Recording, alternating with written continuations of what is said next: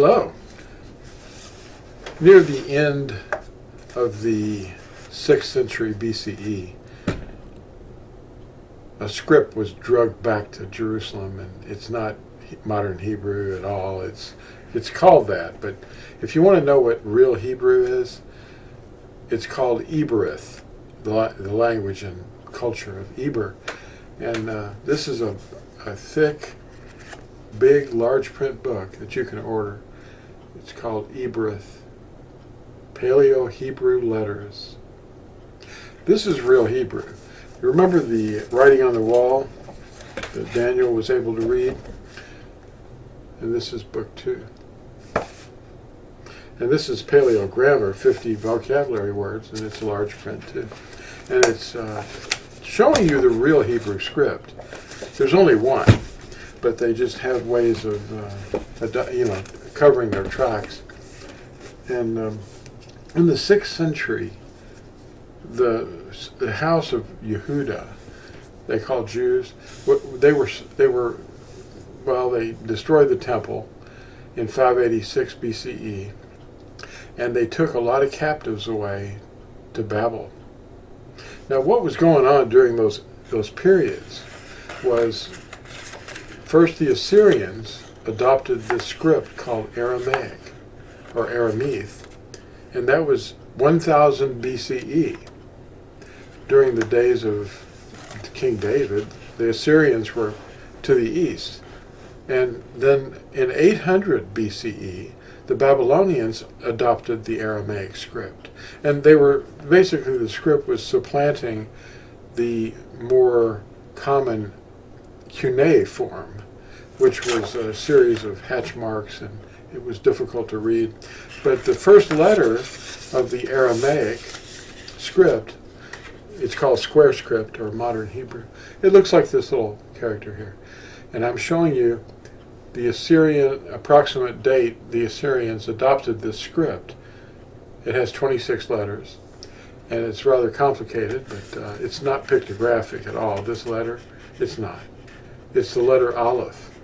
And it is a transliteration, like the letter A in our alphabet.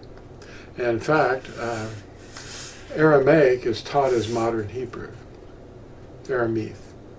And it was adopted by Babel in 800 BCE. And then a couple of hundred years or more later, the Yahudim were taken captive, and they learned this script. And that was what they used. And they drug it back with them.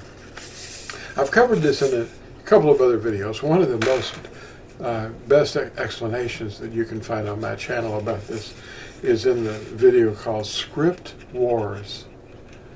It's like Star Wars, only it's Script Wars. And this modern Hebrew is not what it seems. It's being taught all over the world and on the internet here by hundreds of Hebrew teachers, and they're not going to tell you this. But you order these books from Amazon. It's by Margaret St. She has several volumes, and she's coming out with more all the time. In fact, the puzzle book is really fun. It uses, instead of saying alphabet, we say Aleph Beth. And it's got puzzles in it, and crosswords, word scrambles, and mazes. You can wiggle around in the maze. Well, this is real Hebrew that I'm showing you. A way to learn it. And the world is going to be very unhappy when they find out, oh, you mean I went to all the trouble of getting trained in this language, went to university in Jerusalem and learned the wrong script? Yes, you did. And they don't know that they're vowels. Our vowels are in there. The neat thing about it is, our letter A is derived from real Hebrew. And it looks like this. The first letter of our alphabet is the first letter of the Eberith alphabet. This is real Hebrew. If you Google the word, or do a word search on this word, Eberith, you will find these books. It's probably going to be at the top of the screen. See, the truth is being shouted from the rooftops. And then in the 8th century CE, the Masoretes, the Masoretes, which were a sect of the Karaim. Karaim is become the word Karaites now, but they were the ones that, basically called the readers. And when they would read something, they added these little twiddly doodles at the bottom and top and phonemes to try to get the reader to say something they wanted them to say. And they believe that there's no vowels in Hebrew. And yet Yusuf ben Matithyahu, they call Flavius Josephus, in the 1st century said he saw the golden headpiece, which I've mentioned and shown you in various videos on my channel.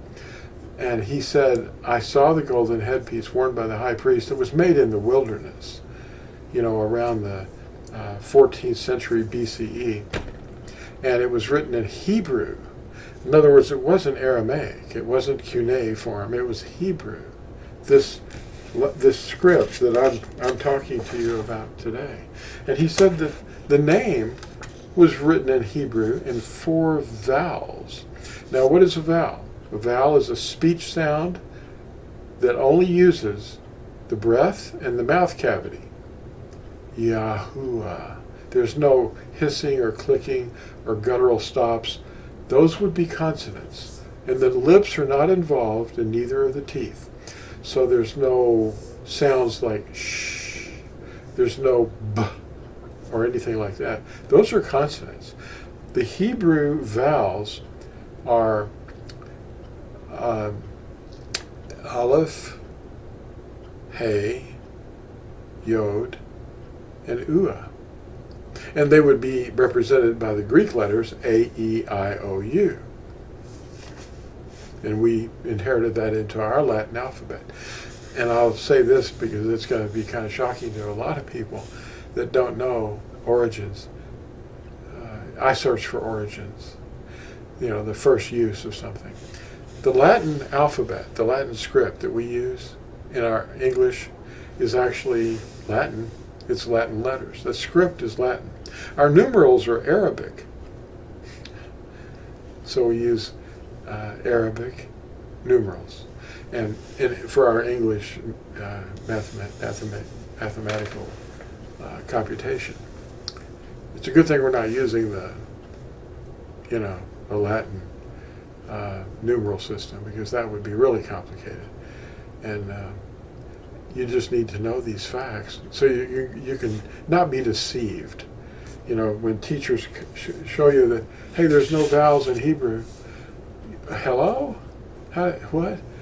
Well, your letter A comes from the first letter of the real Hebrew, and it's they don't even know the name of the script. But if you look it up, you're going to find out that this is the language and culture of Eber, and that would be the origin of the man Abraham. Abraham was a Hebrew, and a descendant of Eber. That's what that means. So the shortness of this video, but it may be short, but it's going to have a heavy impact, especially if you can share this information. In fact, if you find this interesting,